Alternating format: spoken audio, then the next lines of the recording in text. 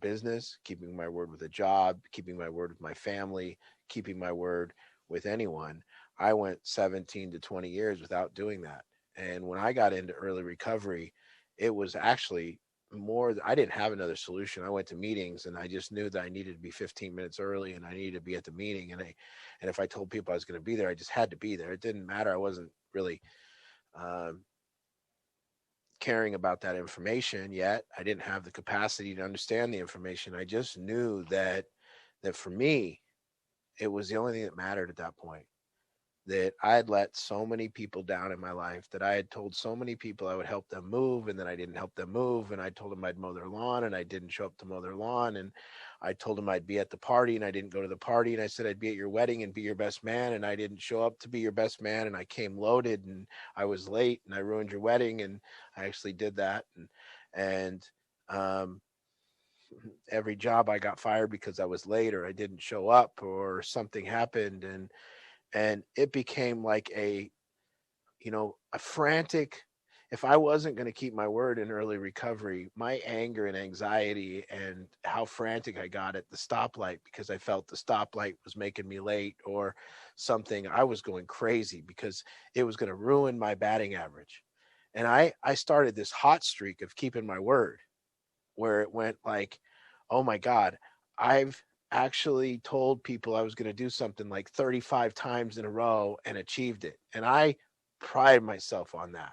I was like, whew, man. And I went a long time, without ever missing it.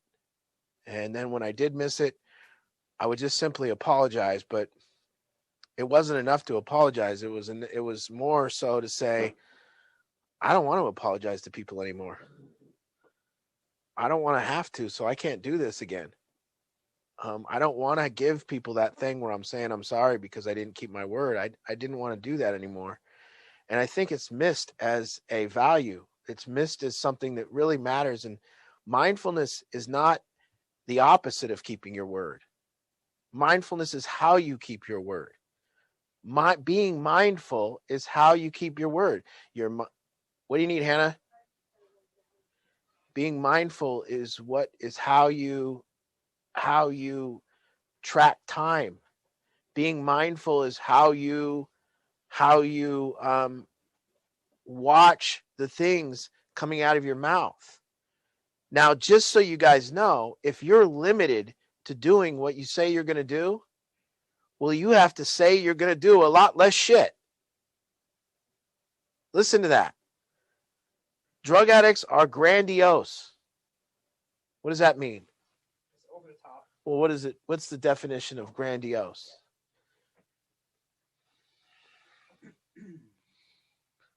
Over promise, under deliver, over promise, under deliver, over promise, under deliver. Wrecking your batting average, which you can't turn it around. After you go 50 for 100 on keeping your word. Excessively grand and ambitious. Yeah. After you go 50 for 100 in early recovery and keeping your word, you're a 50%er. You bat 500. So when you talk, people believe half of what you say. That's it. That's all they believe is half of what you say. Why would you want that in your life? Why would you want people to believe half of what you say? Well, they tell me they're going to do it. I believe them half the time. We'll see. So mindfulness isn't like, well, I was so mindful I didn't keep my word. That's bullshit. I was so mindful that before I told somebody I would do something, I paused. I've had one kind of problem in this that Angie's helped me with in keeping my word. The only thing that I've ever done to waver is Angela will ask me if I want to fit something into the schedule. Remember, when you do this, she'll say, would you like to fit this person in at like 4:00 on Friday? And I'll always say yes. And then like I say yes because I go, I need the business. I've got to have the business. I can't turn people away. I need to do this. And that all comes in my mind really quick. Then Friday comes and I want to go out of town or I want to do something. And so now I'm having Angie call and reschedule. And this has probably happened 2 or 3 times in our history or whatever it is. But Angie learned really quickly, and that's me not keeping my word. That's lowering my average. And Angie learned really quickly to stop me from doing that. So she doesn't let me do that anymore. Even if I say, yes, schedule it, she'll say, no, I'm not scheduling you on a Friday. You won't do it. So she learned. And so, but the thing is that it's having the wherewithal and the peace and the calmness inside of you to not care what you look like in that moment when you're making promises, to care enough about what happens later when you've made these promises and you can't keep them.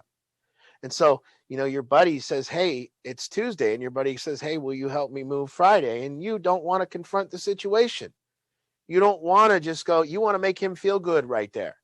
You want to just get over it. So you go, yeah, bud, I'll help you move Friday. But in your own mind, you already know that you might not.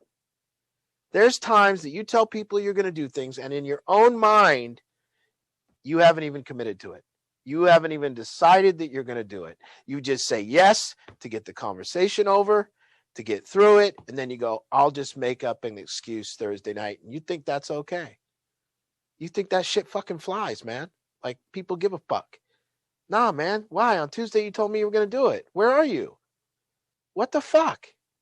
That's what people are thinking. They don't care about your fucking excuse. It doesn't, and that's what happens in this house all the time. Somebody goes, hey, Friday, we're going to go on an outing. And everybody going to go to the outing? Everybody goes, yep, going to go to the outing. They don't think. They don't stop right there and go, hey, Friday, I'm not going to go to an outing. In fact, I'm instead, they say I'm going to go to the outing, but they're really like planning to go somewhere with their parents. So now they see if the parent thing falls through. They've committed to the outing, but then they go see if the parent thing falls through. And then when we go, hey, we're going to the outing, they go, oh, no, I'm going with my parents. And we look at them and like, what? What do you mean? And they get pissed at us. They get pissed at us. Instead of them going, hey, no, I can't commit to that outing. No, not I can't. I have to go check with my family and see. So mindfulness is slowing this whole process down, where our priority and our value doesn't become all the things we say we're going to do. That doesn't matter. It becomes doing what we say we're going to do. Just simply, if I have made this decision in my life that I only say what I'm going to do, and I only do what I say I'm going to do, I have to say a lot less shit. I have to stop making fucking promises. I have to stop being grandiose. I have to stop telling people how much shit I got going on. I got to stop looking good, and I got to see and calm down and see what it is I can really handle in my life. I was just upstairs, and I'd realized something, that I haven't kept my word with you all with the kitchen. I leave my shit laying around sometimes. I need to apologize for that. Somebody made me chicken wings today, and I didn't clean the pan, so I'm sorry. And I went up there, and I almost left my coffee cup in the sink. And I went, no, somebody else is going to have to clean this up. I better fucking wash my coffee cup. And I realized that was me not keeping my word. And we don't think that's a problem, that we make a meal and we leave the shit in the sink and we leave it for someone else. We don't think that's not keeping our word. And we don't think it's a problem that we leave the fucking mess for other people. We don't think it's a problem that we have our clothes piled out of a hand and everybody else has to have a dirty house because we don't want to clean our room. Parker doesn't think that's not keeping his word.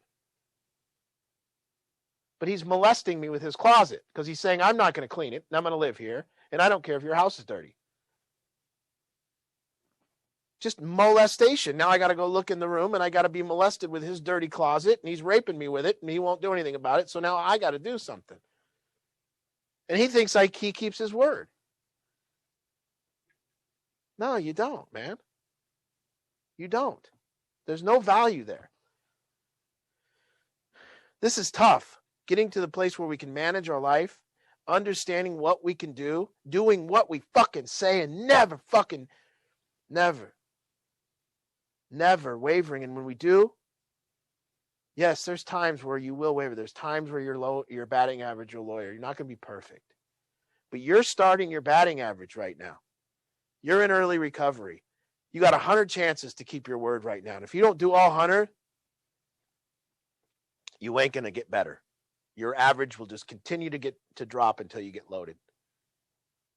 But then, if you keep your word for the first year, for the first 5, you'll have so many people in your life that know that you keep your word that you might be able to miss a few.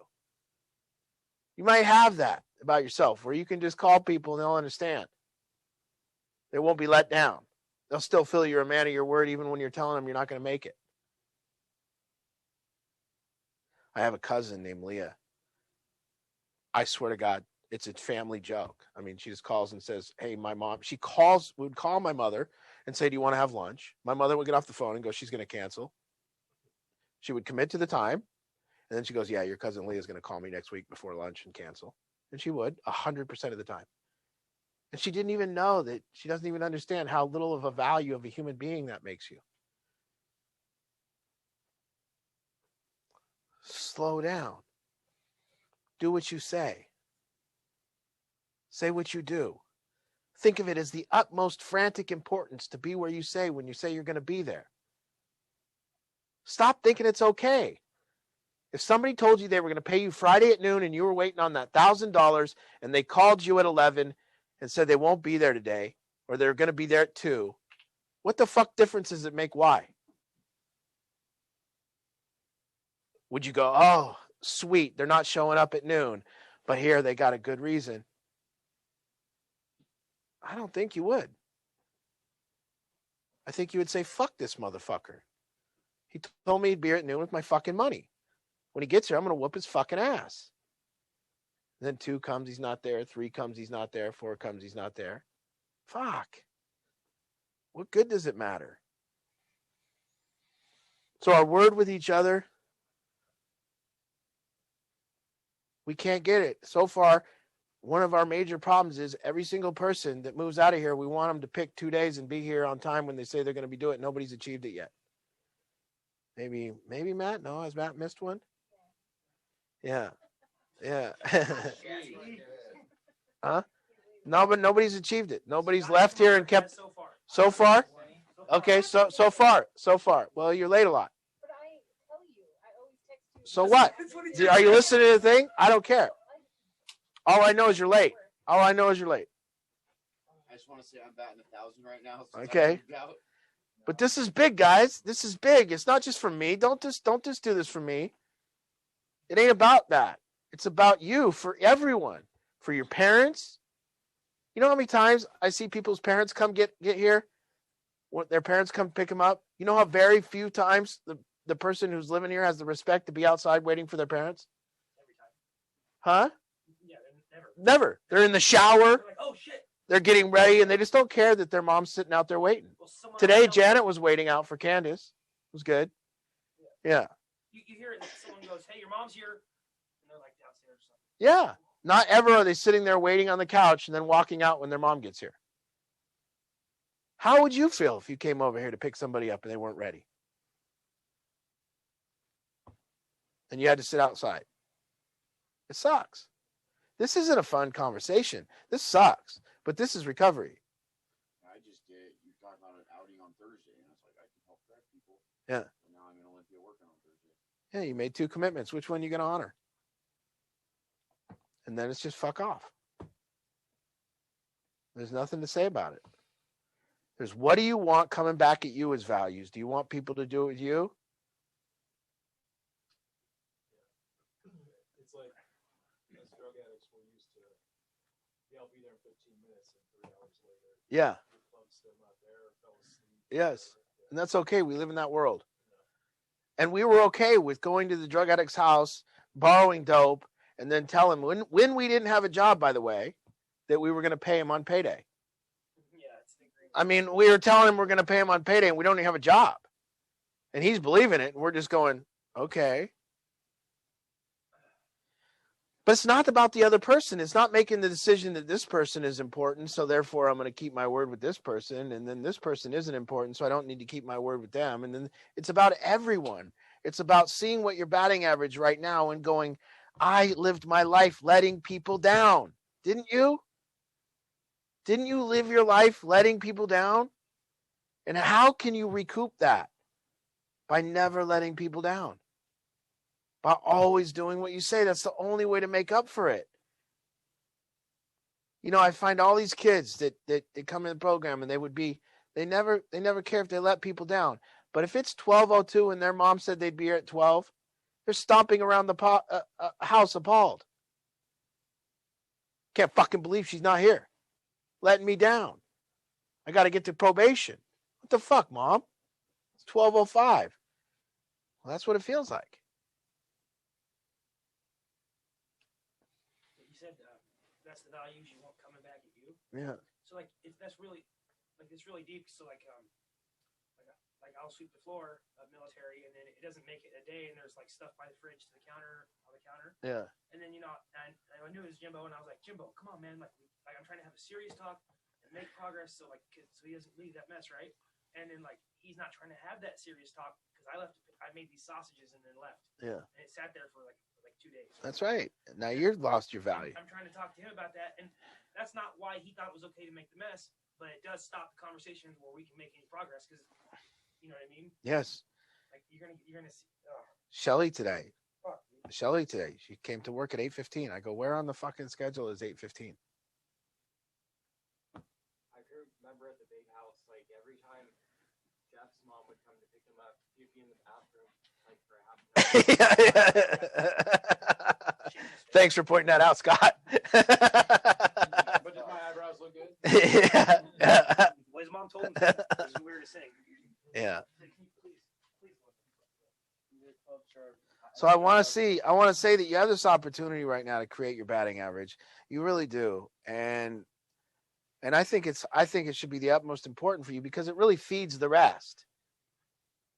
I mean, let's say if you are able to be where you say you're going to be and you do what you say, one, is your life going to be better or worse? I mean, you'll know that that's the reason that you're working this manageable life. That you've gotten to this place where you understand what you can manage, how much you can manage, and you only try to manage what you can manage. You don't take on too much. Yes. I'm still kind of salty Yeah. because I feel like you told me that I could do IOP around work, Mm-hmm. work schedule. Okay. Sometimes I've been late. Yeah. Right. Okay. So my question is, if Cassie says she's going to be here at 7 tomorrow or Monday, if you tell me right now that you're going to be here at 7 tomorrow or on Monday, and right now you go, all right, I'll be here at 7 on Monday. Do I believe you? What would the history tell me? That maybe about 6 o'clock, I'm going to get a call and either you might be here or you might not. Yeah, that's pretty par for the course, I feel like. Yeah. And I'm saying it's for you, Cassie. It's not for me. I can just allow you. I can just say it's okay. I don't have to have this conversation. It doesn't take anything out of my pocketbook. It doesn't take anything out of my life if you're late. It does nothing. It doesn't hurt me in any way. I could avoid this conversation and say everything's great and I don't want to confront this and it's okay. I can just say that. And then I could just be okay. And I've done that in the past. I've excused us not keeping our word together. I've excused the value of people and said, well, and I just write people off. I just don't count on them anymore. And I just stop. So somebody tells me they're going to do something on Wednesday. They don't. And then I just write them off. And that's what most people do. Most people just write you off and go, I'm not counting on this person for anything. They just do it. They might not even know they're doing it. They just do it. And you want to be written off. That confuses me because Cassie shows up every day. I haven't seen her miss a day of IOP. She's falling asleep. She works a 10-hour day. And she committed to coming here. She shows up every fucking time. And now she doesn't keep her word because she's 20 minutes late. I think that's a crock of shit. Has she missed an appointment with you, Jeff? I thought you weren't even going to be here tonight. Today, but Today, yeah. My what would you coworker rather called and said have? I can't help it. I had to work. So I worked 13 hours today. Yeah. Okay. Yeah. Okay. Okay. Wait. You can't live at military anymore. What? Does it matter? No. I mean, does it matter? I told you could. You paid me rent, but you can't. I have other commitments now. No, I mean, the house isn't going to be open anymore. I got to close it. I've had new commitments. I know that I told you guys these commitments, but I have another commitment now, and I'm going to change my commitment to you, and I'm going to do something else. It's kind of like a help me, help you. Yeah, but Jeff. I'm glad that you guys are. I mean, the question is, if Cassie says she's going to show up for you, does anyone believe it? That's the question. If you believe it, that's fine. She has her word with you. Okay, then count on her to give you a ride to probation tomorrow and see if you do that. That's what you have to look at. I guarantee. Count on that.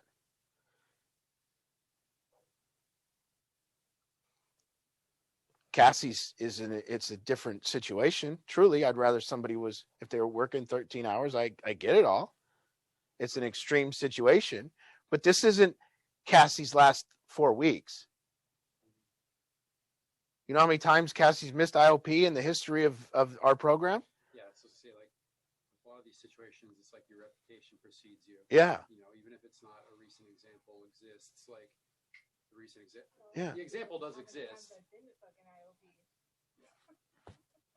And anyways, don't improve. Sorry, I brought it up. No, I'm serious. Sorry, guys. This is a topic that none of you need improvement on. Don't worry about it. I'm wrong. You're all right. Let's just not show up when we say and have that be okay. And if there's a good excuse, make it. And then people will probably, and if you do that, if you live your life that if people don't show up when they say they're going to, but they got a good excuse, you excuse them. That's how you want to live your life. Go ahead and try it. See how it works for you. It don't work. If I told anyone in this program I was going to do something, one time, Cam, I told you I was going to do something. Remember what it was that I didn't do for you? I told you I'd help you with that truck on Saturday, remember? And then on Sunday, I changed my mind. Remember that? I know. I didn't do what I said. I changed my mind. And I had to explain that, and I had to talk to you about that, and it's not like what I like. I wish Saturday I would have thought deeper into it, been mindful, and gave you the answer that I gave Sunday. So I wouldn't have had to break my word. I wish I would have done the same thing yesterday. You know what I mean? I wish I would have thought about what I told. Like, I'm just sitting here listening to everything you're saying. You know what I mean? And I'm like super upset about it right now. Like I am. I'm super upset. You know, I'm like, fuck, dude, I can't seem to, like you said, you say it.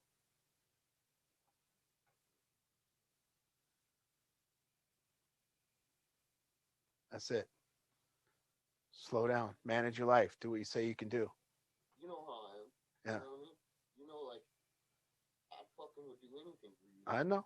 And when you asked me to do that shit, and asked me to do the roof, and I was like, yeah, I can do it. You know what I mean? And then for me to not come through with it, like, I was just like, That's how it should feel. That's right.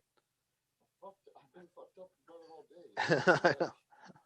Okay. Like, fuck, dude. It just hurts because like I can't like stop.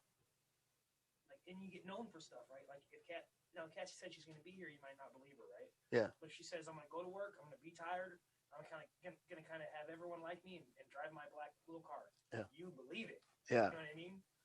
Well, let's go further, Cassie. Let's get deeper into it. When is your commitment, your recovery over work?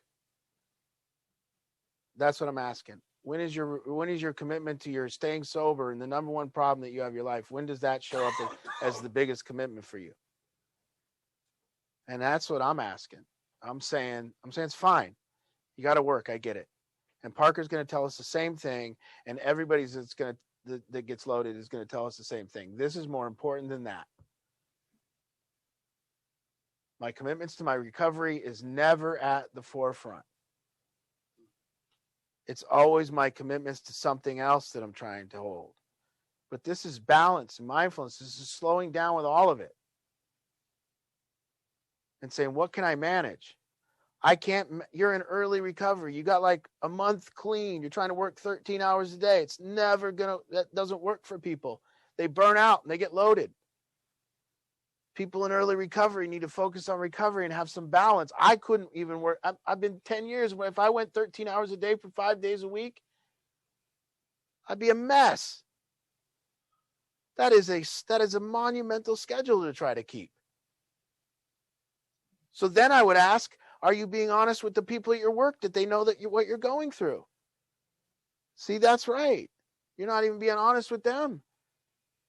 Because if you were honest with them and say, hey, I've made a commitment to you guys, but I can't do 13. I have recovery and I got to stay sober, and I don't want to break my word to you guys and come here loaded.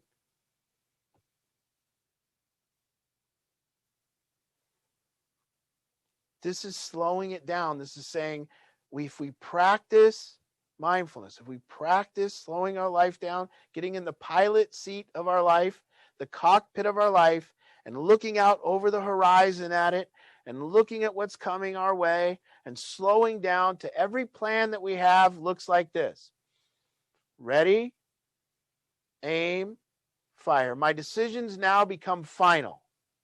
Every decision I make becomes final. I said I was going to go do this. Therefore, that's final. Our decisions don't look like this.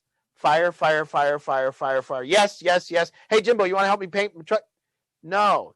Travis did not have time to help Jimbo paint his truck. I don't know where the fuck he came up with that idea. No. You imagine Jimbo comes over here and I'm running my day and he goes, hey, Art, you want to help me spray paint my truck all weekend? No. I have commitments to people. Like, I wanted to spray paint. It's funner than the shit. Yes. Yes. It sounds fun. It sounds fun. Hey, you want to go do this? It sounds fun. I got 3 groups that No. Take. Trying to volunteer me when I was trying to move into my new bedroom. I got them to do tools for me. Yeah, no, listen, we can't do that today. We have IOP. We've given our word. We have to be there. There's dinner. We got to clean up the kitchen after. I have to eat. And then I got to go to bed because I've made a commitment to work and I got to get up early. No. If I'm in this house last night, if I was in this house at 11 o'clock, if you were here, you could have talked 5 people into going to the casino with you. They would have went. Parker was upstairs. He said, no, made us look like we were in. We go, you going to stay for group? He goes, stay for group? Let me explain this to you all. It's 9 o'clock. He goes, it's 9 o'clock. I got to go home. I got to undo all my clothes and move into my new room. I got to go grocery shopping. He is not doing that. And I got to go grocery shopping. And then I got to get up to go to work tomorrow. Yes. It's all like you didn't unpack here. You were here for a month. You're not going to go home and unpack. So you're not going to go home and unpack. And last night at 11:30, when you had to go to work the next day, he was begging me to go to the casino. He was going to go until 1 or 2 in the morning. But group? Come on, guys. I got shit to do. What? What is your life about? What is it that you want to do? Which direction are you going? Slow it down.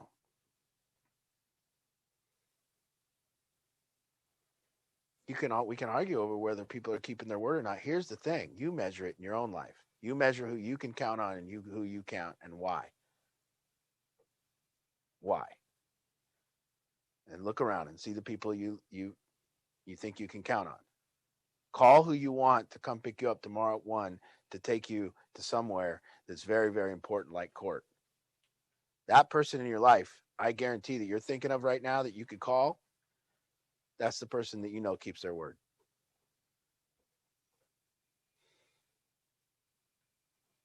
And these are the people you want in your life. These are the people that, if you asked Angie to take you somewhere tomorrow at 1 o'clock, for her to not do that, her fucking arm would have to be ripped off her body. Her leg would have to be severed. But beyond that, she would fucking be here for you at 1 o'clock, no matter what. Not 1 o'clock. She'd be here at 12:15, waiting to make sure you're on time. Value. Me, I might send somebody else.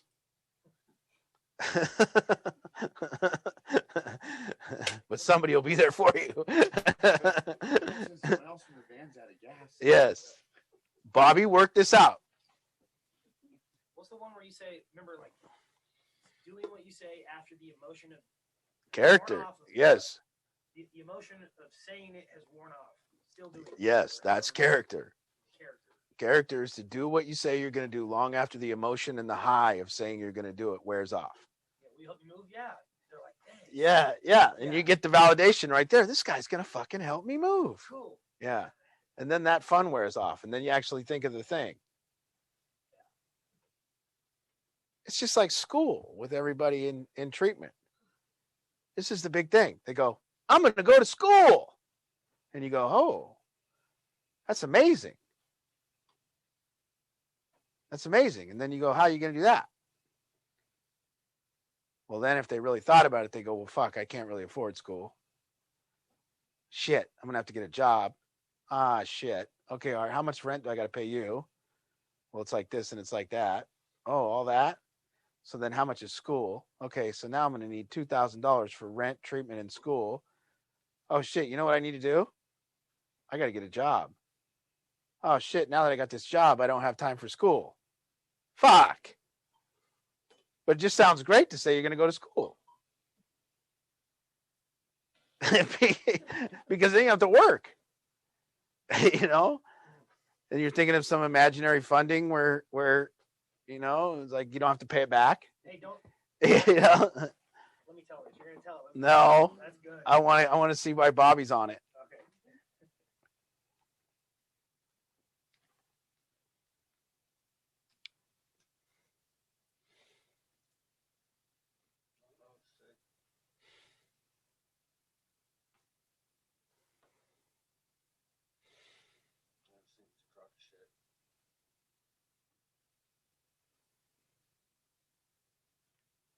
Yeah.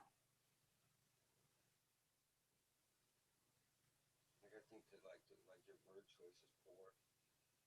When you say someone has no value because, and obviously you're hitting my pain body right now because I was sleeping and I told Janet that I was going to help her clean the kitchen. Oh, you think I was talking about you today? But you know you were, you weren't. Like that hit my pain body because I said I was going to do something and I fell asleep. Mm-hmm. And I didn't really have to help Janet. Yeah. It's my pain body. Yeah. And my mom shows up. It used a lot of examples of me today for you to not be talking about me. Well, Cam thought I was talking about him. I thought you were talking about me.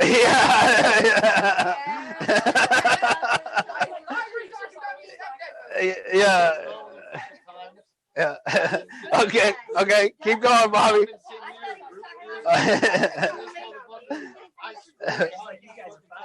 Yeah. I told Amy I told her to the Auburn house and check out a leak, and I didn't do that. I thought you were talking about me. Yeah. See. Okay. I thought you were talking about the towel roll in the kitchen. Yeah. Okay, Bobby, go ahead.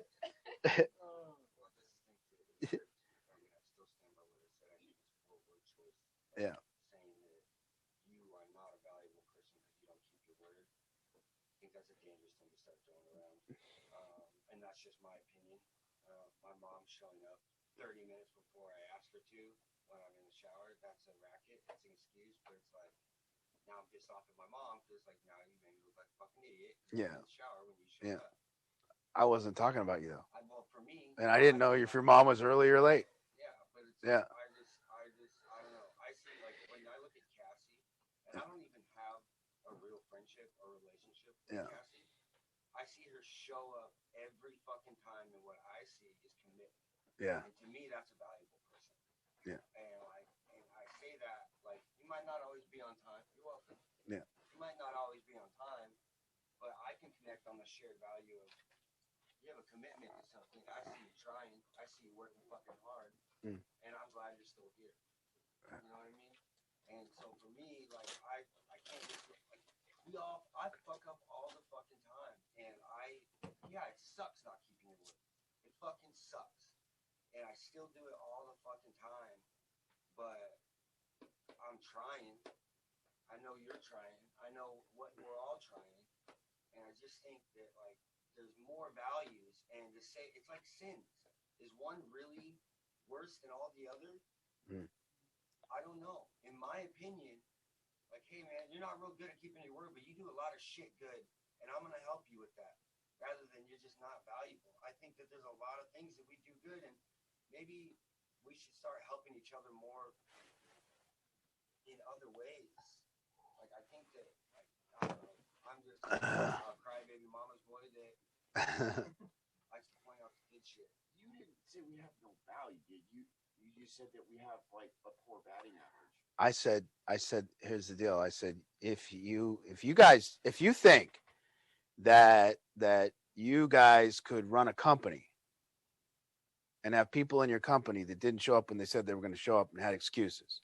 If you think you could run any team, if you think a sports team allows people to be late to practice and they get to play, if you think a company doesn't fire you after being late 3 times, that's a good company. If you think that somebody could tell you that they were going to pay you rent on the 1st and then not do it and have an excuse, not once, not twice, but 3 times. If you think that you could have somebody tell you they were going to pick you up and take you somewhere and then they didn't.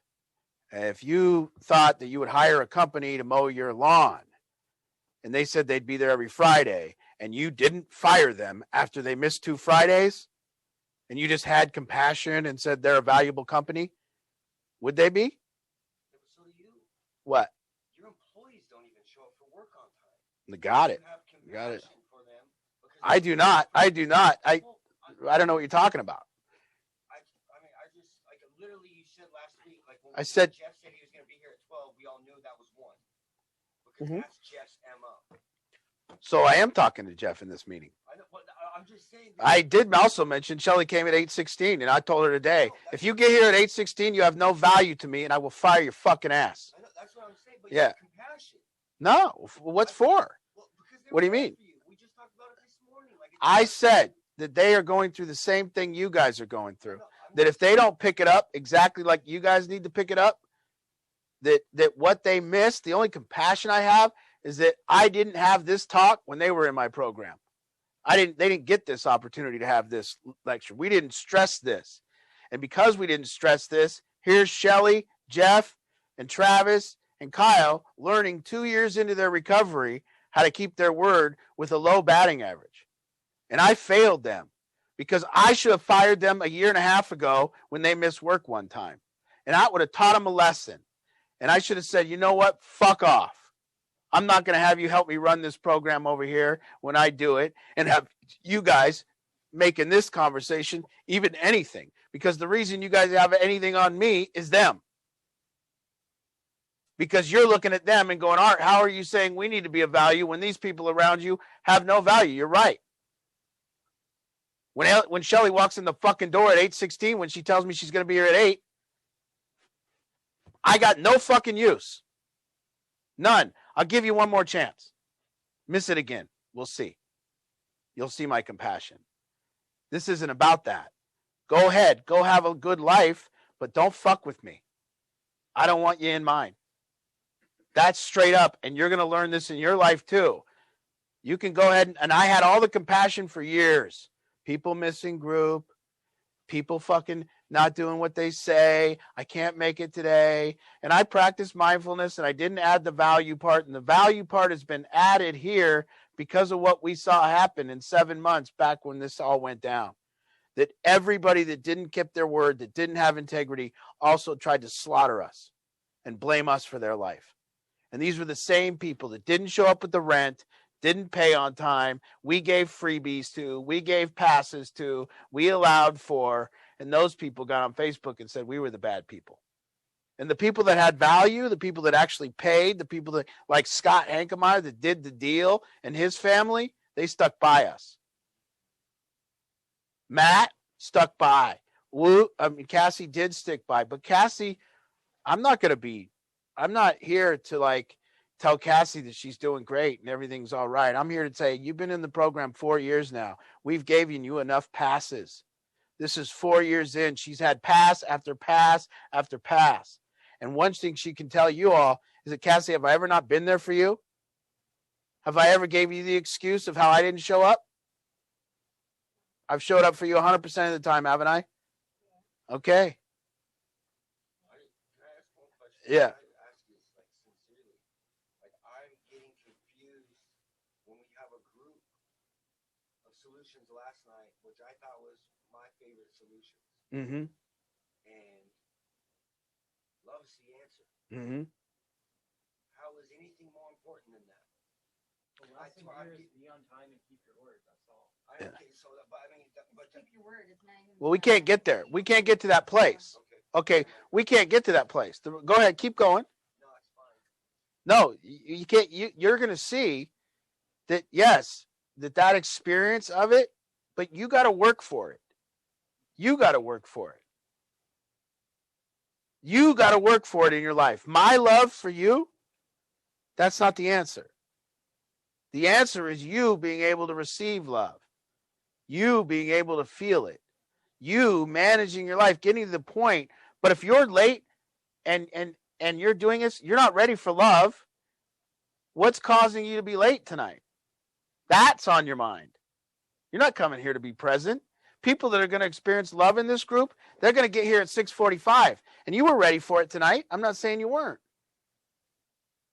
but we didn't get to start on time. I just get confused on like. Well, I'm confused too, Bobby, because like if last night was a solution group, or in the past week or two, you've turned a corner, then that kind of explains this change. But like what Art said tonight, I thought was worded well, and I've heard you say about 2 or 3 different people in a much less well worded manner that they don't have values and you're not messing with them. But yeah, You know, and so like, but again, Yeah. I am confronting you a little here, but if you turn the corner, that answers that, and I'm happy. You know, but I'm that's confused I with, like, thought what that you're was upset my about. commitment at the time. That was I have seen this position of, that's what I miss, is like, I miss starting my day talking with like the intimate group about being mindful. Yeah. Well, you're going to get to the point that it doesn't just say mindfulness and love. It says mindfulness plus value equals the game of relationship. This is where love shows up in this game of relationship. But love shows up without resentment. Love shows up without all of it, and it's on all of us to do all of it. I can't love Jeff. I'm too busy being pissed at him for being late. Now, if he wants love, it's got to be on him to understand that he's got to keep his word with me. But if he doesn't keep his word with me and we don't address that, and we think we're going to get to some connection place, just like your mother was a half hour early, but let's say that you called her at 1:30 yesterday, and you're going to have that same experience. But you called her at 1:30. She said she'd be here at 3 to pick you up. She got here about 4:15. Now, you're going to have to address that before you get to some place that you're going to be able to love your mother. Now you're sitting there from 3 to 4:15 going, what the fuck? Fuck. Now, if you want to just say that you're going to be able to go, oh, this is all good. And then, That's what you're teaching me to do. That's why I'm so emotional right now. Like literally, like, oh, this is it. Like, I thought that's what you were teaching me to do. do what? Live in acceptance. Like Well, I failed at that because you're out of it that's now. What occurs to them. They do, and it's like trying to not like live Now, this experience and just accept people for where they are and who they are. Like, I'm so fucking shook right now because it's like, okay, wait. What? Now, let's say I just say that.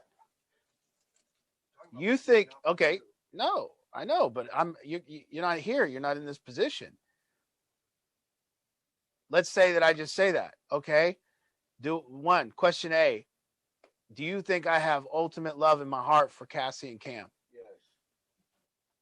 Absolutely. I have so much love for both of them. So then what is my motivation for telling them to keep their word? For your life. Yeah. For your life. To better your life. Like I said, I could totally be in love. I could totally be fine with just coming here and talking about love tonight. I could be. I don't have any resentments towards you guys. I'm not angry. I'm not in non-acceptance. I'm trying to get a way to get through to you guys of how important this is in your life. That's it. That's how you are loving Cassie right now. That's right. Crying more of her. That's right. is love for her. Yeah. And that's all. And I'm here and I'm saying, and yeah, Bobby, I am saying it. I'm saying, no, what if I did tell you, I don't feel you're a man of your word right now? That's tough. I don't want to say that. I want what I want last night. I want what I saw last night. It was fucking beautiful. It was amazing to watch Bobby. There wasn't a person on the thing that didn't know that last night when Bobby said that, one, he was love, and two, he was the motherfucking truth. Every fucking person saw it. But no, can I still love you? Can I then still love you? And I can tell you that you're not, that you let me down when you don't keep your word. You let, yeah. Yeah, like I'm just confused on it seems like a very confusing path that I'm trying to navigate. When it's like, okay, yes, So mindfulness, presence, values. Like I need to keep my word. I get how that plays into living a life that is worth living. I don't want to just blow people off. I want to have people in my life, and if I'm blowing everyone off, they're not going to, it's not going to be a happy life. But what I'm confused about is not trying to control it, accepting kind of other people is what I'm saying. I'm looking not at my shit. I know I haven't been keeping my word. I don't need someone to tell me that. I know that when we sat down here, I talked to Jen. I said, hey, I apologize. I wasn't up there to help you tonight. That's on me. The fact that I took a Suboxone and knocked out, it's not a good excuse. Yeah. But I told her that. I said, I'm sorry. Yeah. And that's where I'm trying to live my life. And now, I personalize it, and I where, when is it time to practice the values, and when is it time to accept life on life's terms? Because I'm just trying to accept and I'm not trying to weaponize the program or use it against it. I'm literally saying I look at Cassie. Okay, well, wait.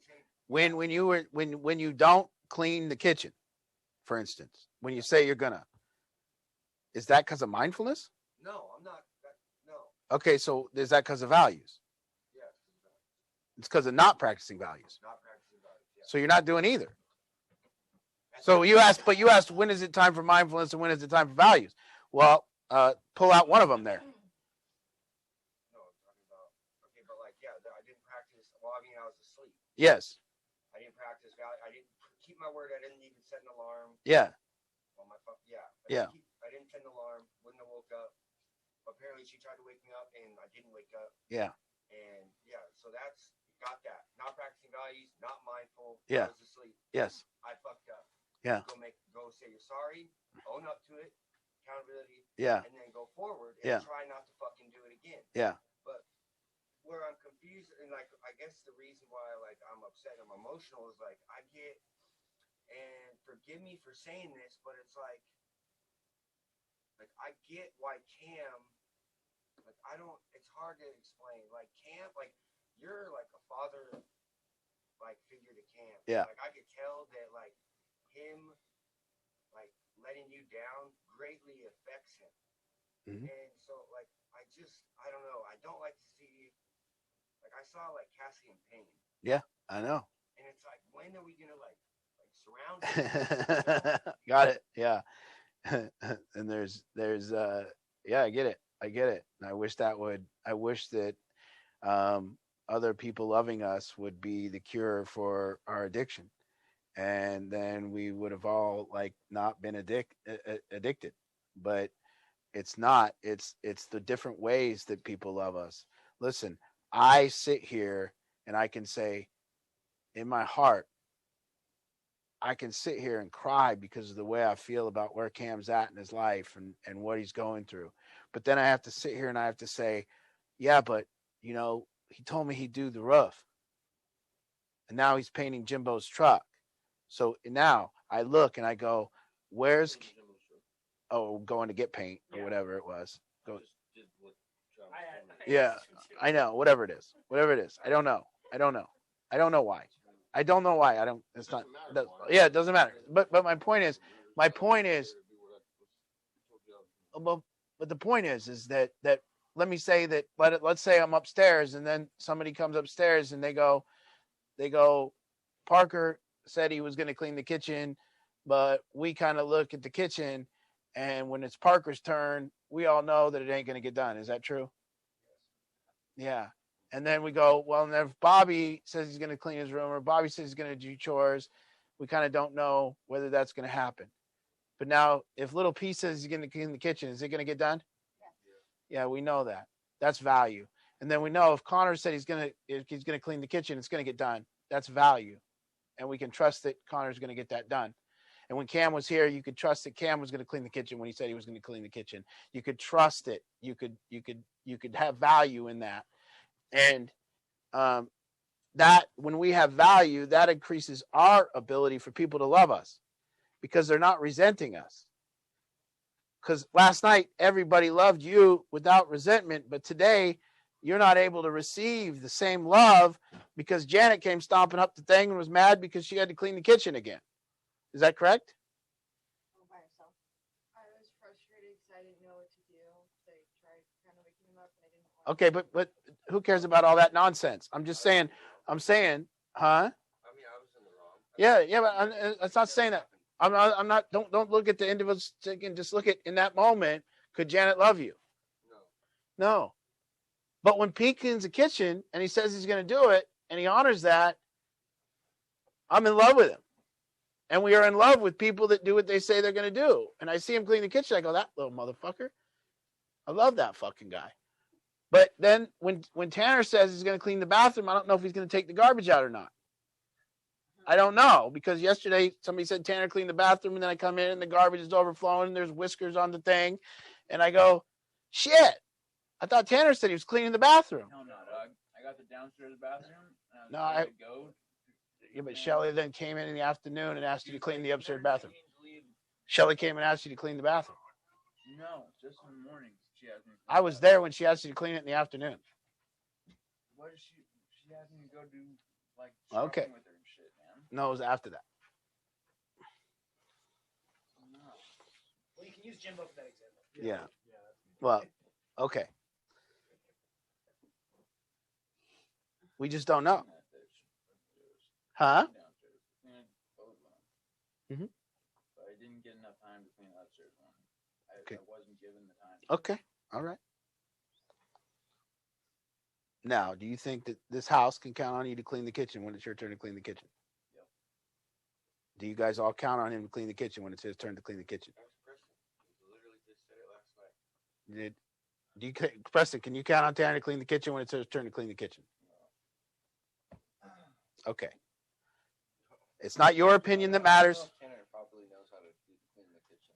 Okay. It doesn't matter if he knows how, but like he's Yeah. asking a simple question. That's what I'm saying. Like we need like the honesty shows up Yeah, when it's just answering the question. that's right. Well, it's a final thing. We don't need it. This is just information for Tanner to see. And then it's for him to go, shit. And if you guys go, hey, can you guys count on Art to clean up after himself? And then you all answer no. I don't like that. Then I got to go, fuck. Okay, shit. Something I could work on here. It's on me. It's okay. It's okay to not be perfect. It's okay to not have 100% batting average. This group wasn't about being 100%, wasn't about being perfect. It wasn't about not being loved. It wasn't about that. It was about, can you all sit here and see that you need to improve? Can't you see that this is a great way to fucking really simplify this thing and go, wait, all I have to do in my life is what I say I'm going to do? Yes. And I just got to stop saying I'm going to do shit that I can't do? And I got to stop? Yes. It's that easy. Shelly, do you want to go shopping with me on Friday? Shelly asks. You sit there. Am I going to want to go shopping on Friday? The mindfulness isn't that you went to sleep and didn't clean the kitchen. It's that I'm going to take a sub. I'm really sick right now. How am I going to feel in 2 hours? I'm probably going to be tired, but I said I'd clean the kitchen. Okay. Hey, Janet, can you do me a huge favor? I got to lay down right now, but I said I'd clean the kitchen. Do you think you could do that for me? There. You've now kept your word. Even though you didn't clean the kitchen, you've now kept your word. You've now said, hey, I can have mindfulness. Hey, I'll make it up to you, Janet. I'll do it for you tomorrow, but right now I'm not doing too well. That is pre-planning. That is beautiful. It's just like what I said about Angie. I have to now go Friday, 4 o'clock. Hold on. Friday, 4 o'clock, an appointment. It's hot outside. I'm tired. No, Ange, I can't schedule that. You have to not. I won't be able to keep my word there. Let's do it another time. It's tough. Yeah. So in that situation, you're telling Bobby to say like, I said I clean the kitchen, and then you go say, I don't feel very good. I'm taking sub. That situation, isn't that the same as saying on Tuesday, yeah, I'll help you move on Friday, and then Thursday night saying, hey man, I can't help you move. I'm sorry. No, because well, it depends. It depends. Yeah, it depends. It depends. It depends. It depends on where you were at, honestly, on Tuesday. Well, yeah, because the situation was it was supposed to be Little Bundle and I cooking tonight. I don't like cooking. Yeah. I don't eat. Kyle. I don't eat the dinner here. I don't like cooking other people the dinners that I don't eat. So I go, Connor, will you? Tanner. Well, when it was 2 days ago when it was your turn to do it, and then I did it, and then you showed up. I was there with you, dog. What Yeah, the at the fuck very are you end. talking about? Tanner, just so you know, you want to really know, I can watch. I can tell you, there's a lot of times where we have to come get you out of the room, and the kitchen's when you're in this house and you're doing dinner. If you guys were ever to go watch the functionality of what Connor is really up to when he's making dinner, and how hard he starts working at 3 o'clock, and how continuous he has to be in the kitchen until 5:15 or 5:30, and then when he says dinner ready, he's already put in 2 hours. Well, most of us have been napping. Most of us have been fucking around watching TV or listening to our tablets or our phones. Connor just did 2.5 hours, and then everyone eats. And then as soon as everyone eats, the person who's cleaning the kitchen has got to be there and be present for it. It's tough. And it takes huge follow through to do it all the way through. It takes an actual looking at the countertops, getting down on your hands and knees and looking at the countertops to make sure you got everything. It takes pulling all the chairs by yourself out into the living room is what people do. They pull every chair out to the living room by themselves, put it in the living room. They sweep the entire floor by themselves. They mop it. They take both the garbages out. They put bags in the garbage. Then they go back and they look in the kitchen to make sure the coffee's cleaned up, to make sure every dish is put away, to make sure that thing. And if you haven't done that, then you haven't cleaned the kitchen. Yes. Yes. You see, and that's cleaning the kitchen. And that's why people would say you haven't cleaned the kitchen when it's time to clean the kitchen. Because cleaning the kitchen, I don't even know if I can pull it off the way a lot of you do. The way I've watched Cam clean the kitchen in this house, and the way I've watched Preston clean the kitchen in this house, and that's my two. The two people that and Connor, Cam, even Janet gets in there. I've seen it, and I know those names that I just named, and I've even seen Logan do it. Well, hold on. Okay, but we have a good we're not gonna run. Get on the fucking floor, bro. No, okay, so I mean, truthful, this was an opportunity. So it was just 2 weeks ago that I was cleaning the kitchen every night, and Janet was cleaning it once every 4 nights. And I really feel like this was an opportunity for like this to just kind of be like, and like I'm not mad at Janet at all, not mad at Janet at all. But like now knowing that she was stomping and like upset for like cleaning the kitchen one time that I didn't show up, one fucking time. Yeah. One fucking time. So Yeah. I switched with Connor because I don't like to cook. Yeah. I fucking hate it. Yeah. And I was like, oh, I'll clean the kitchen with Janet, and we high-five. I was like, I'm gonna go take a nap. Yeah. I fucked up. I did not mean to leave you hanging. Yeah. That was on me. That was on me. But anything other than me not showing up and cleaning the kitchen right and doing it when other people aren't showing up, in there, dude. But what I'm saying is like, this is like, I think that what we need to get away from is the stomping, and like I do it too. When I'm putting away dishes, Yeah. and it's not my turn to put away dishes, best believe odds are I might. They're a little louder. Yeah. I feel it. Well, that's what I'm saying. If I'm unloading the dishwasher and it's your day to unload the dishwasher, you're gonna fucking hear it if you're sitting in the I'm yanking that bitch out. So I think that like this is what I'm talking about. Practice the love and the empathy, and not come at someone when we say you ain't doing shit right. This is a time to accept it, to just accept it. Yeah. And not come up with an excuse and try and be combative and just accept that you might have some advice to be taken rather than you to just sit here and pretend like you know exactly what to do, when to do it, always. What's crazy about what is That's all going I'm on now compared to when I was in this house, and Liz can even account for this too, is when shit needed to get done, shit got done. Didn't matter whose fucking turn it was. People stepped up. They didn't Yeah. You know what I mean? It didn't matter whose. It's getting done Fucking- still. Yeah, It's I getting did done show. still. I It's fucking- it's I'll getting do done. this, not my turn, I'll fucking brag keep about going. it. I think What's it's up a with the whole whole year. I mean, My shit. turn, your turn. Tanner, Tanner, there's some improvements you need to make. Listen, please. There's something what Cam's saying, like Cam has Yeah. bags flying out of there as like peas grabbing the mop. Yeah. And like Liz just finished the dishes, and like I'm putting the grill back on the stove. Yeah. And then like we were all back in the living room, like pretty much the same time. Yeah. Like I know what he's talking about. It was Yeah. fucking dope. It's all right. It's all right. Listen, ain't nothing wrong. This is it. Any pain you're feeling is pain that you own right now.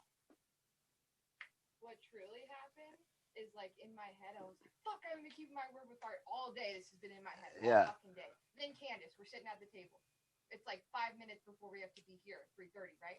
We're at 3:43, and I fucking lost it. Yeah. And I'm in the kitchen, and I'm like, fuck, Bobby's not. Where's Bobby? And then I go down, and I'm like, fuck, I don't want to wake him up. I don't know what to do. And I just Yeah. stopping up the stairs. Fuck, Yeah. you know, like That's weird. Cam, this is the first time you haven't known what to do. When How do we someone's not think? helping you. How do we think Connor does it? How does Connor do it? How does Connor do it? How does Connor and really? How does he what? No, what I didn't mean about word. I'm talking about. I'm saying, how does Connor do all this work without complaining? Mindfulness. Yeah, and how come? But and seriously, but how come nobody ever like complains about all the work that Connor's doing? No, we talked about this at the client group today. Okay. Connor's just making up for his fuck ups, dude. Don't let this get fooled. I know you're fucking getting me. Who he? Who, hey, is it? Yes. Yes. He who does the most relapsing cleans the most. Yes. Look at him. He's fucking. Hey, look at this piece of shit. He's setting us up right now. Look at him. Yeah. Yes. Cam, I'm thinking of Steph's brother, dude. He's building up credit for the next relapse. Yes, he's building up credit. But it's a little bit more, dude. Yes. He's going out that slider tonight. Relapse equity. I like you doing shit. Yeah, I know. Fucking guy. I was pissed at him today. Fucking guy's making me, he's too nice. Yeah. Yeah. Let's talk more about that. You're really. Yeah. Yeah. You can't even tell him how Yeah. you feel. 'cause he's Yeah. fucking nice. Yes. Oh, what a piece of shit he is. That's why I didn't get you a cake, dude. Yeah. Yeah.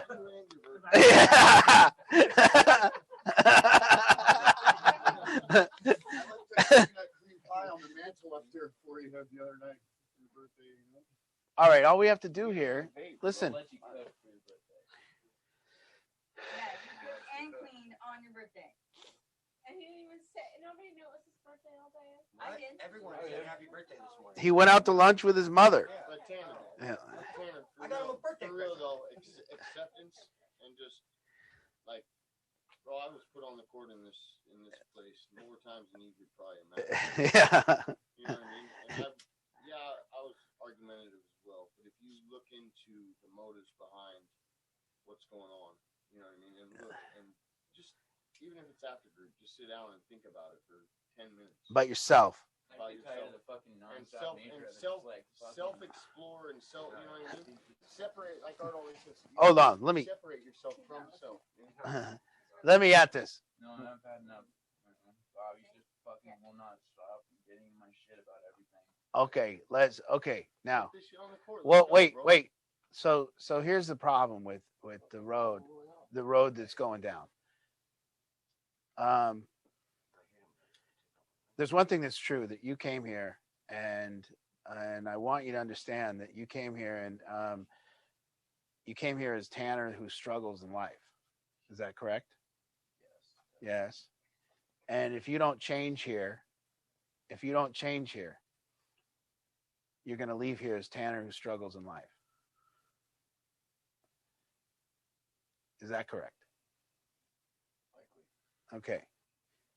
So the hardest pain that you're going to eat is that actually when we start looking at our critics, they're actually our allies. Our critics are our allies. They're the people that are telling us the exact way to change. If you're mad at, it's like all those mothers on Solution Group that I told don't love their kids unconditionally. When did you ever from your, and when they got mad at me, what they wanted to do was not change. What they're saying is, I'm already there, Art. It's my kid's fault. If they change, I can experience love with my kid. That's what they're saying. They're saying, and they're also taking it another step further and saying, I already love unconditionally. And you don't understand. Yeah, and you don't understand. See, what they don't know is that 7 years ago, everyone told me that I should love my clients unconditionally. But I was able to admit that I didn't. And once I was able to admit that I didn't, it initiated the work to do so. It then initiated this work that I would go down a road of trying to figure out how to love people that were behaving deplorable. Trying to look at Tanner right where he's at right now and loving him and seeing that, fuck, what he's going through sucks. And he's not understanding. But it's on me to reach him. It's on me to go, hey, listen, if you're the same dude when you leave here, you're fucked. And they're telling you how to not be the same dude. I know that it's not the voices that you want to hear telling it to you. And I know that it's not the people that we want to hear telling us this stuff. We'd really love it if they would tell us in a better way. It's how do I nicely tell you that in the kitchen that you're distracted? How do I tell you that no, you're not paying attention the way that you need to pay attention? Can I do it in a gentler, softer way? How do I tell you guys what it feels like to be on the other end of you? To what it feels like to what it feels like to hear your guys' excuses or to hear you have it sucks. But I try to say it in a nice way. But those moms, what they were saying is, I don't need to change. Now, we all know that our parents need to change. We all know that to be true. We know it. And what your stepdad said last night was, yeah, but I already love him, but he doesn't love me. He's not. So how do we, and what he said, he didn't say, how do I work on myself? He said, how do I get him to work on himself? That sucks. I love my stepdad. He's cool. But that's what he was saying. Did you hear it? Yeah. Yes. But it's okay. It's okay because we're going to get there. We're going to reach him. He got it. He got the point after I talked. And I told him. And he's a guy that has enough humility. And your mother and him, they sat there with humility. They didn't argue. And they went, what he's saying is we need to improve. That's what they did. And that's a human being that's capable of having a better life. That's a human being that's capable of turning it around. So now that's what we have to do. We have to do it too. We have to be capable of allowing this stuff to come in. Yeah. It's crazy. My mom wasn't on Solutions last night, but she listened to it today. Yeah. On lunch break. And I met up with her at KeyBank today. They gave her that $2,500. Yeah. Like I said I would. Yeah. I did keep my word. Yes. And met up with her, and she did exactly what you just said. She was like, Karen, I gotta tell you something. She's like, I've never loved you unconditionally. Yeah. That's beautiful. She's never, you know what I mean? Yeah. And she had the humility to tell me that she'd never loved me unconditionally. That's right. And then and then we got to talking, and fuck, we must have sat in that parking lot for like 30 minutes talking. And she's like, but through everything that we've been working on and everything that you've been working on, I find it a lot easier to be able to connect in a way that's going to, in the future, lead to that. You know what I mean? Mhm. And not so much. And she didn't even say it was unconditional. You know what I mean? Yes. She didn't even use To that the term. experience. Yeah. That's exactly what she Yeah. said. She's like, and it's going to lead to that experience. And I was like, well, that's exactly what we're aiming for. Yeah. You know, what I mean? That's what everybody's aiming for, is to be able to gain that experience of love. It's like this. Let's say, let. I saw my mom, like when you were explaining to his parents, Yeah. I saw my mom shit, like her eyes open up because she wasn't getting it when you were explaining to her, but when you answered his parents, Yes. and how she needed to, like how you explained it. Yeah. How you explained it. I Yeah. don't know, try and articulate it, but I watched her. I was watching her face the whole time, and you could see her start to ponder, and like, wait a second, that makes sense. Yeah. What he's saying makes sense, and I saw my mom literally take in because at first she was trying to say I couldn't love Bobby, Right. and then you explained to his parents how they need to be able to love him, Love him first. and I Yes. saw her accept that answer and wonder, and at least start to think about it. I Yeah. don't know if she bought into it, Right. but she started to think about Right. it. And by the way, this is the thing about the whole program. This is the program what differentiates any program. Anywhere else is a suggestion. Most programs that we see are a suggestion. And the suggestion is the addict comes here and the addict makes changes, and somehow that fixes the whole family. And that's the idea that people are going with. And so the family then drives and goes, here's the fucked up one. And they put them in here. And then you guys, the fucked up one, are supposed to change. And then the family's big deal was they couldn't fix you. They had to let go, and they did some big achievement by finally letting go. But that's not even the idea. That's not it. The idea is that there's 4 of us or 5 of us or 6 of us in a family, each having to do our part to be able to give and receive love. Each having to get rid of our own resentments, our own righteousness, our own complaints, our own past. They have to give up being mad at Tanner. They have to give up being mad at Bobby. They have to give up being righteous about it and complaining about it. And they have to see it for the beauty of what it is. 5, 6 family members kind of all on their own path, and being able to then to integrate those paths and being part of it with each other. It's actually beautiful when you see that each person takes on their own thing. And your mother's suggestion in that moment was she was always fine. She was always fine. There was no work to be done on her part. She just had to stop enabling you so that you came here and did the work, and now everything's fucking great. And that's not the truth. The truth is, if you're going to really cultivate a relationship with your mother, it's going to be work on both parts. She's going to have to forgive and forget everything and let that be. And this is tough. And what your mother said was, and the people that have a problem with it last night, the parents that have a problem with it, they're just not ready for the work.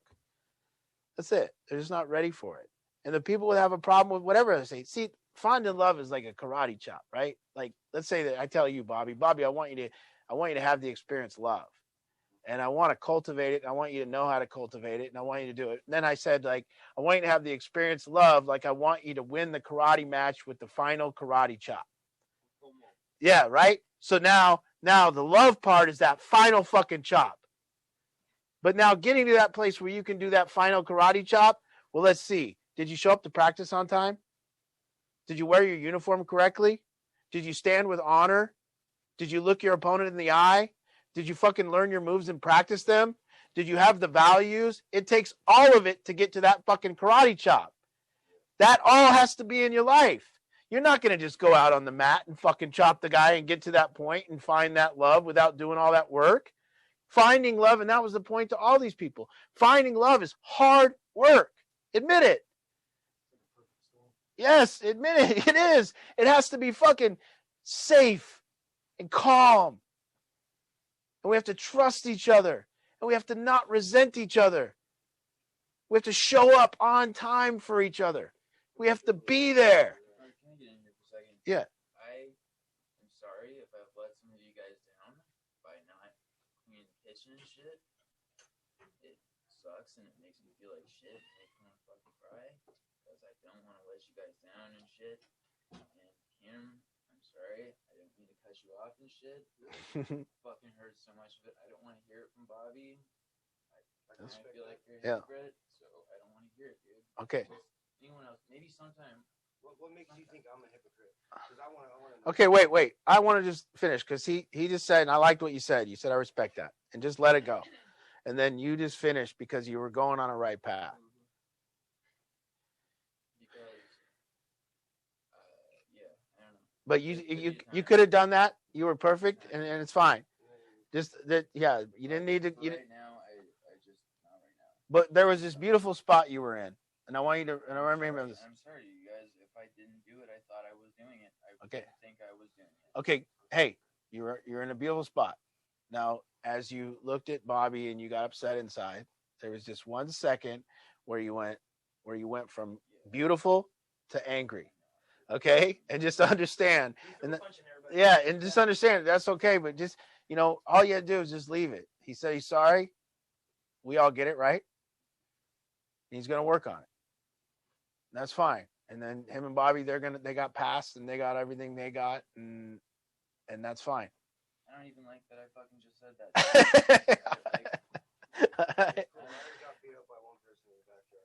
Yeah. Don't just hey, good, Tanner. It's all right, man. Just do better. We got it. Yeah.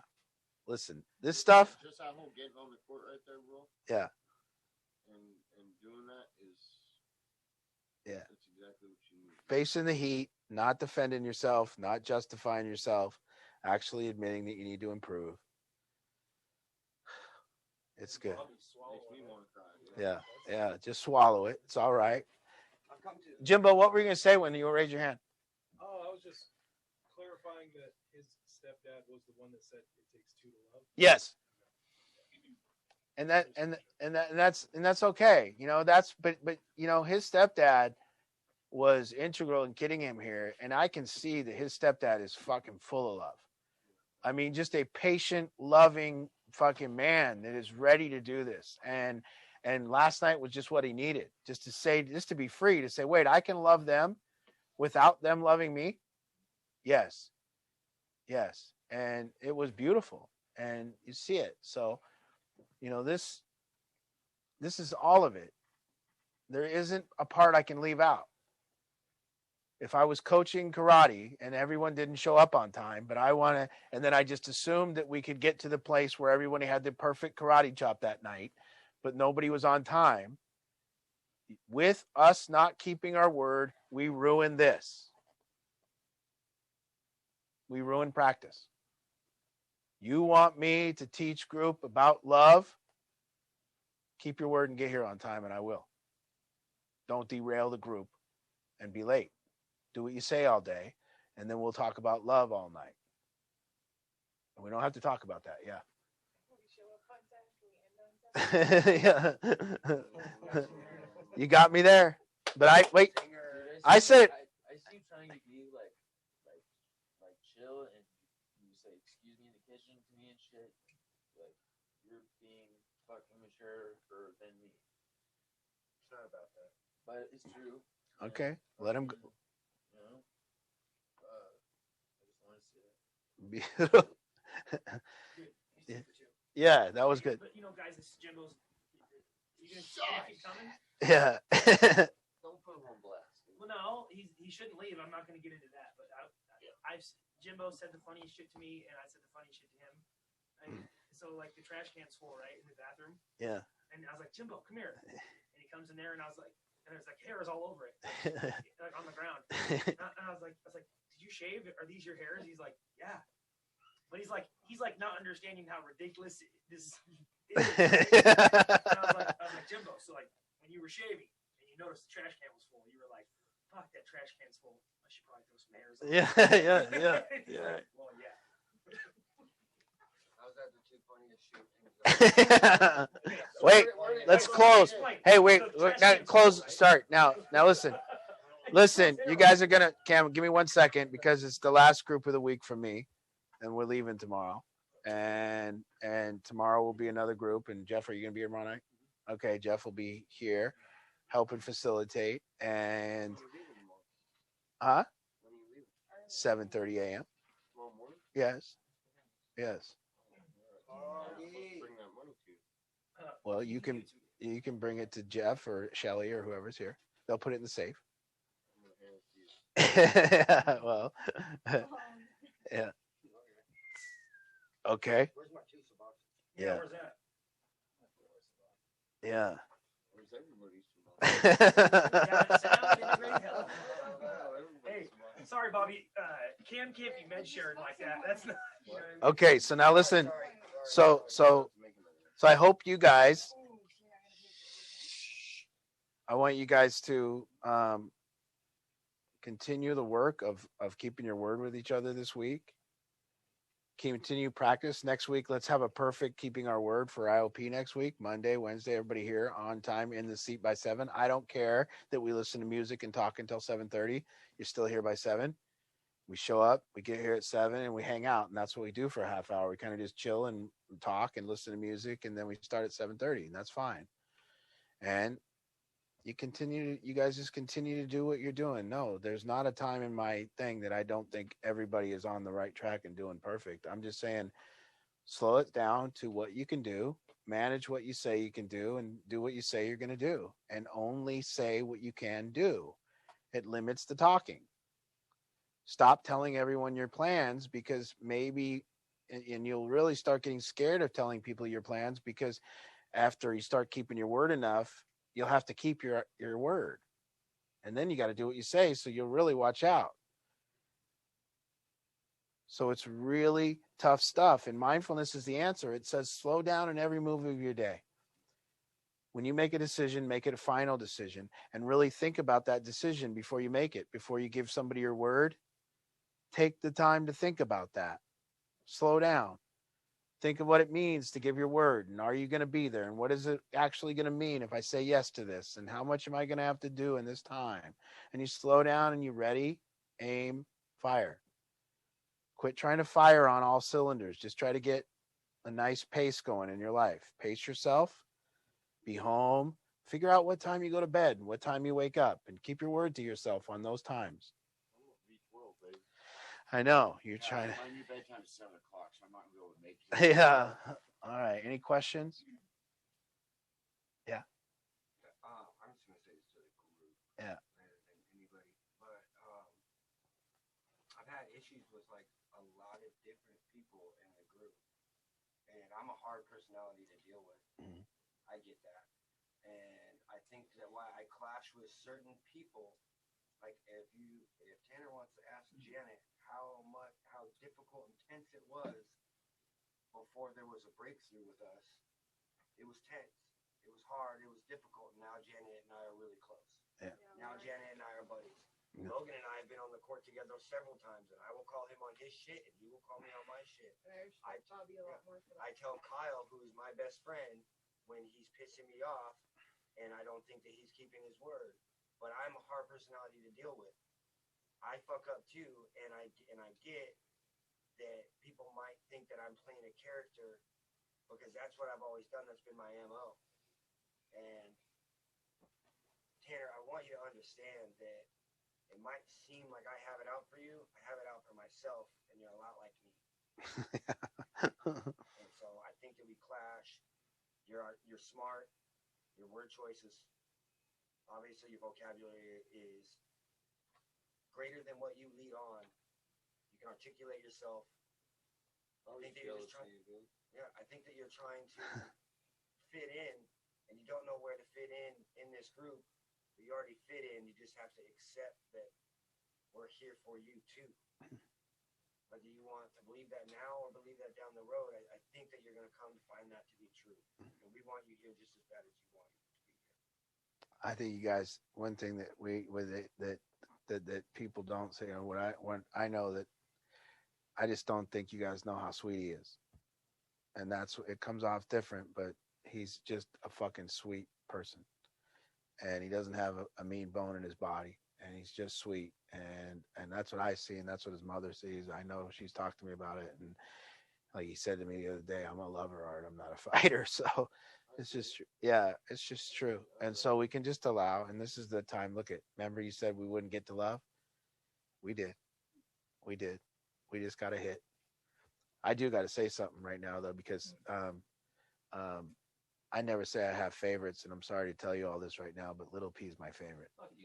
Yeah, Little P has been my. I haven't been saying that since day one. He's just become my favorite only in the last couple days. I mean, I can't tell you guys, the kid. I'm glad he stayed, because you really become, I really fucking see you in a different way. Yeah. So I'm not serious, but I am. But right now, just today, right now, I got Little P. Like, I got the fever for Little P right now. You know what I mean? Like, he's on. Yeah. Yeah. Like, I didn't want to, but hey, but wait, I'm talking about. Listen, can I talk a little bit more about Little P, please? Okay. Little P's got this swag about him. Look at how he's sitting. What 20-year-old kid sits like this? That is a professional way to sit. That's going to be successful. Can't you see Little P running the boardroom? This is how he's going to be, right? I mean, he's going to be up there being a fucking king. Yeah, no, he's just going to be sitting in the boardroom, guys. He's going to be very calm. He's going to be deliberate. I feel like he's going to run shit. No.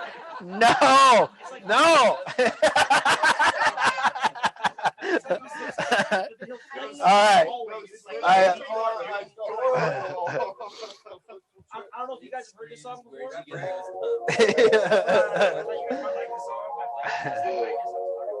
Shut the fuck up. I told you in the car